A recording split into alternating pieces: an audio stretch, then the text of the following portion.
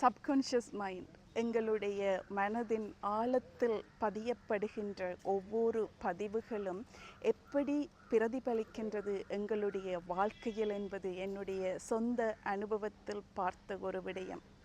என்னுடைய மாமனார் மாமியார் வீட்டிற்கு ஜாதகம் பார்க்கும் ஒருவர் வந்ததாகவும், என்னுடைய மாமியாரை பார்த்துவிட்டு 55 வயதில் நீங்கள் இறந்து விடுவீர்கள் என்று சொன்னதாகவும் என்னுடைய மாமனார் சொல்லியிருந்தார்.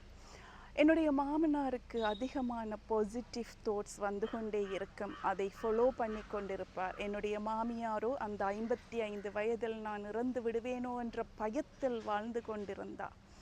அந்த 55 வயதில் இறந்து விடுவேனோ என்கின்ற அந்த பயம் அவவை 55 வயதில் இந்த உலகத்தை விட்டு பிரிய வைத்தது. மிகவும் சாதாரணமான விடயம் எங்களுடைய மன ஆழப்பதிவுகள்.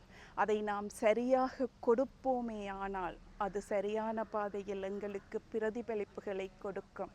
தவறான பாதையில் நாம் அதை வழிநடத்துவோமே ஆனால், இவ்வாறான தவறான விடயங்களை நாங்கள் எமக்குள் பதிவோமே ஆனால் நம்மை தவறான பாதையிலேயே கண்டிப்பாக கொண்டு போகும் என்பதற்கு என்னுடைய வாழ்க்கையில் நான் பார்த்த பெரிய அனுபவம்.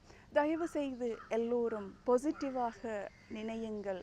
பாசிட்டிவான விடயங்களை ஈர்த்து உங்களுடைய வாழ்க்கையை நல்லபடியான பாதையில் கொண்டு செல்லுங்கள்.